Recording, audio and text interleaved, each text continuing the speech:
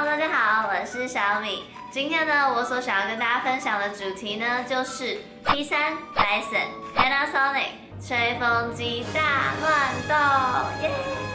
究竟哪一支吹风机能获得最后的胜利呢？让我们继续看下去。Let's go！ 今天呢，我挑选了现在市面上最红的3个吹风机品牌，分别是 T3、Dyson 还有 Panasonic 的各一支吹风机，来做这一场大乱斗。首先呢，就要来看我们的 T3 代表。T3 代表呢是这支 T3 Featherweight 2的这支吹风机。那 Dyson 的代表呢就是这支 Dyson Supersonic Hair Dryer。最后呢 ，Panasonic 的代表就是这支 EHNA65K Nanoe Hair Dryer， 这支呢就是美国版的奈米吹风机。接下来我就会用6个指标为大家来做详细的分析整理。所以在跟大家分享6个指标之前呢，是要先跟大家讲一个大前提，就是我的头发在吹整之前呢，都有经过一般的洗护润的过程，然后洗完之后呢，有把它们包起来，大约20到30分钟，然后再开始吹。在吹整的过程中，会上3次左右的发油，让发质比较不容易受损，也让它比较柔顺，然后跟比较有光泽这样子。你们准备好了吗？那就让我们开始吧。指标1，外貌。所以讲到外貌呢，冠军就是这支 Dyson Supersonic Hair Dryer。因为 Dyson 这支实在是太美了，就是它很小支，然后又很漂亮，它很有质感，整支呢都有珍珠金属光，然后又很小巧，很方便携带。它是中间无风扇嘛，又是粉红色的，所以这是我心目中外貌的冠军。所以外貌的得奖组就是 Dyson 啦。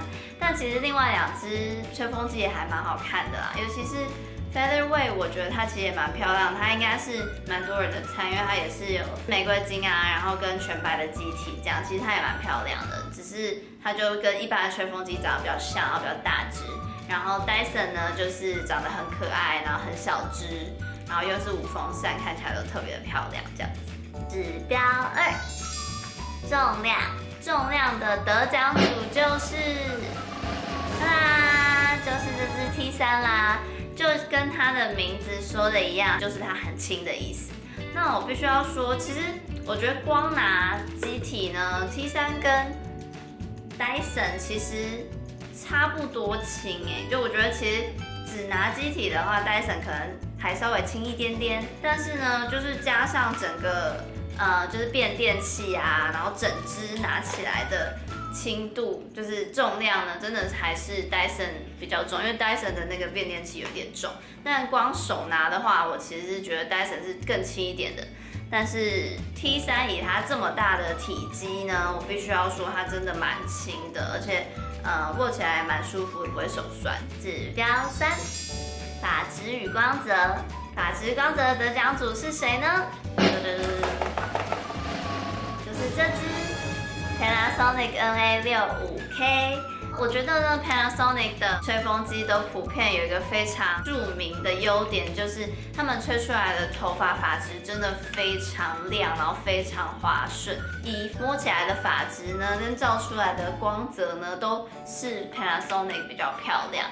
那我会觉得 T3 跟 Dyson 呢，吹起来是比较属于蓬松，然后就摸起来不会那么柔顺，然后光泽度也稍微再差一点点，但是也是有光泽的这样。但如果你是头发很塌的人呢，我就不会建议你用 Panasonic， 因为 Panasonic 本身吹出来的头发会比较柔顺一点。那柔顺的话呢，我就觉得它的支撑力跟它的蓬松程度就没有 T3 和 Dyson 好这样子。指标4，吹干速度。所以吹干速度的冠军是谁呢？得奖组呢就是 Dyson。Dyson 的吹风机主打的最强的优点就是它吹得非常非常的快。那我觉得也就是就像他讲的一样，它应该是我目前用过市面上大概10支左右的吹风机里面吹得最快的。直发的时候我就可以直接就是吹干，因为我现在在吹卷发，所以我必须会花多一点的时间慢慢的吹我的卷。所以我大概花的时间是8分钟左右把它们吹干。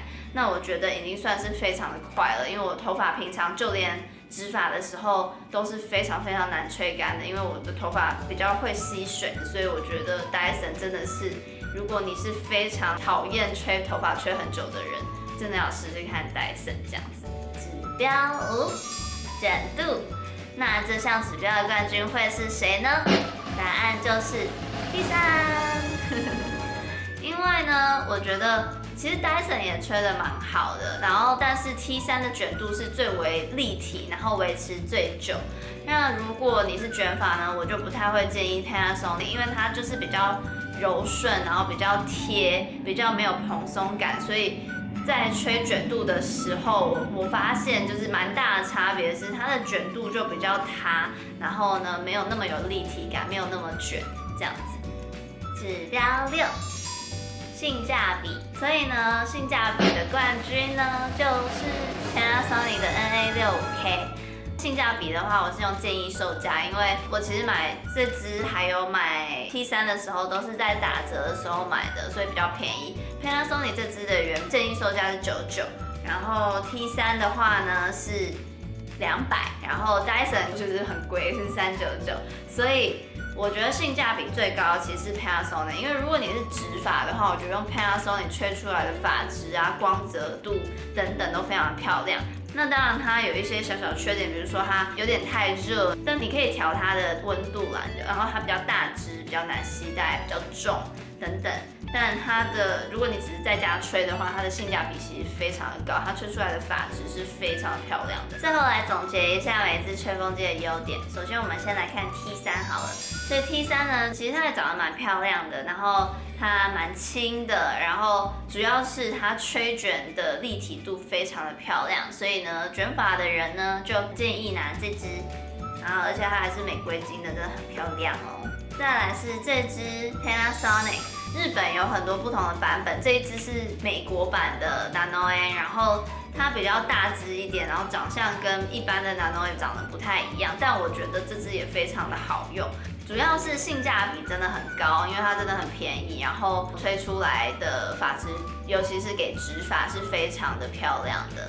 所以直发的人呢，如果再找一支性价比很高的吹风机，就可以推荐这支。好，最后呢就来讲 Dyson。Dyson 呢就是外表非常漂亮，然后也很轻，很适合携带。买的时候它还有附一个皮箱，然后你就可以放在你的旅行箱里面，非常的方便，然后很适合携带，因为很小。然后它呢最大的缺点就是价钱不是很可爱，但就是我觉得整支都非常有质感，然后吹得也很快，很适合喜欢很快速可以吹完头发的人。那我会说它的光泽度跟发质就没有 Panasonic 好，然后它的卷度其实也还蛮漂亮的，但是 T3 呢就更加立体一点。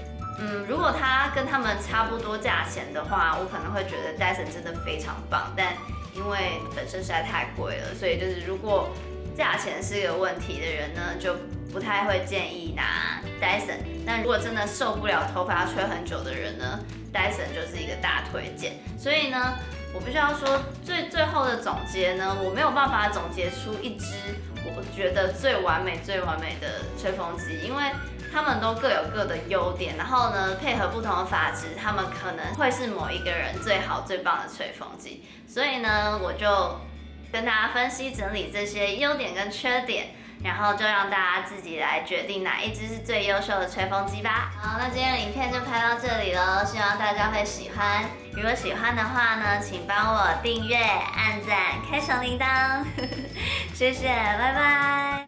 所以呢，首先呢，我们就要来介绍这支 T3 的吹风机。这支呢是我最新买的，然后因为它在打折，所以我就买了。然后就觉得说好像可以来做一个测试，反正我3支都就是有名的3支都有了嘛，所以就来做个试验。然后呢，因为我本身是大卷发，所以呢，就可以来看看它吹卷发的功力如何。